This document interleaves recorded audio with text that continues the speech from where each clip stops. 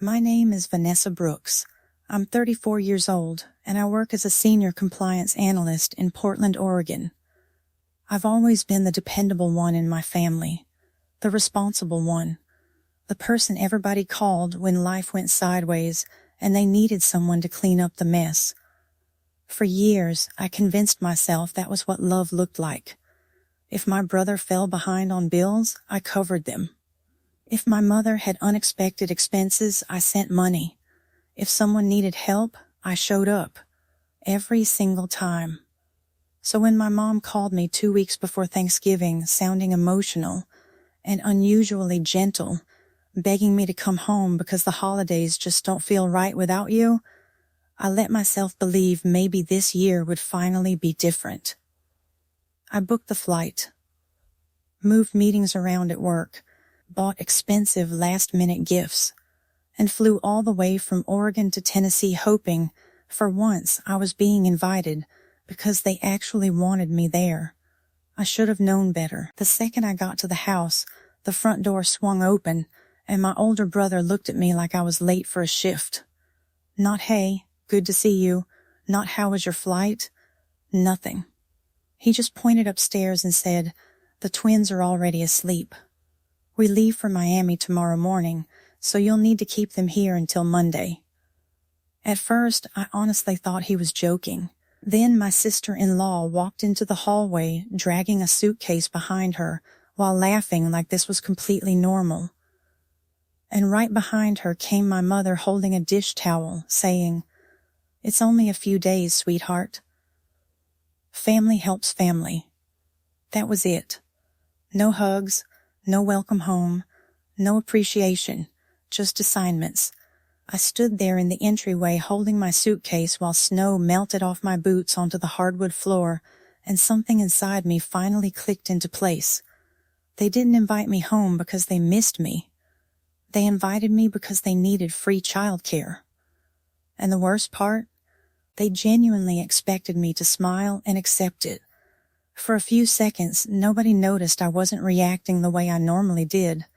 Then I looked at all of them and calmly said, "You guys really should have checked your emails before talking to me like that." The room went silent. My brother frowned immediately. My mother's face tightened. My sister-in-law slowly lowered her phone. Then all three of their phones started buzzing almost at the same time. One notification after another. My brother pulled his phone out first. The color drained from his face. "What the hell is this?" he said. I finally stepped inside, shut the front door behind me, and looked him dead in the eye. "I canceled the Miami house yesterday." Silence. Complete silence. My sister-in-law rushed to open the travel app while my mother stared at me like she genuinely couldn't process what I'd just said. The beachfront rental? Canceled. The upgraded flights? Gone. The resort packages? Refunded directly back to my account.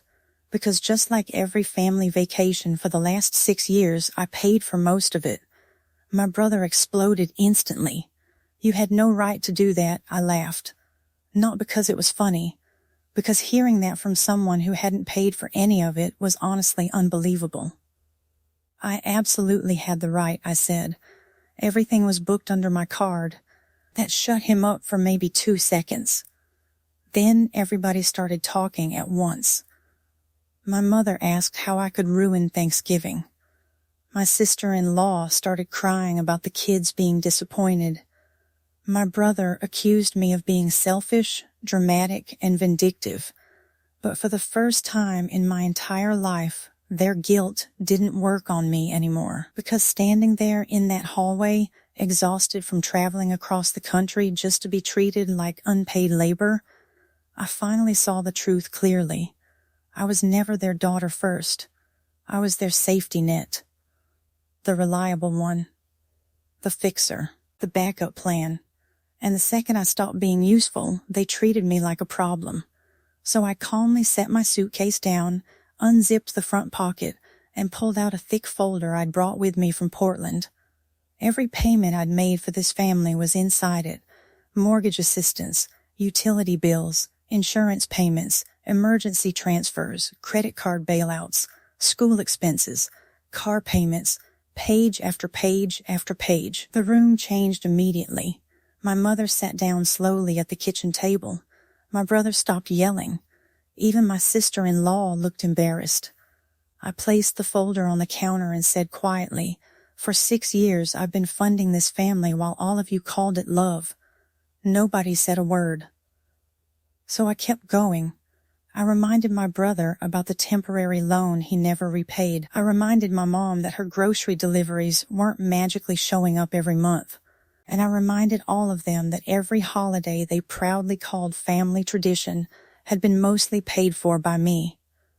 Then my mother finally whispered something that almost made me laugh. "We never asked you to do all this." I looked at her and said, "No. You just made me feel guilty every time I didn't." That hit hard. Because it was true. Every boundary I ever tried to set became an argument. Every no turned into guilt. Every attempt to prioritize myself somehow became selfishness. Eventually, keeping the peace became easier than protecting myself. Until that night. Then I pulled out one final document from the folder. A condo purchase agreement. Seattle, Washington. My condo. My name. My future. I told them I'd spent the last year quietly building a life that didn't revolve around rescuing everyone else, and I kept it secret because I already knew what would happen if they found out. There would be requests. Then favors. Then emergencies. Then somehow my new life would slowly become theirs too. My brother stared at me like he didn't recognize me anymore. Then he asked the same question people like him always ask when they lose control over someone. "So what, you're just abandoning your family now?" I looked around that house and realized something heartbreaking. They still thought this was about money. Not the disrespect. Not the manipulation. Not the fact that they laughed at me before I'd even stepped inside the house. Just the money. So I picked my suitcase back up and looked directly at all of them. "No," I said quietly. "I'm finally choosing myself." Then I turned around, walked back out into the freezing Tennessee night, and for the first time in my life, I didn't feel guilty for leaving.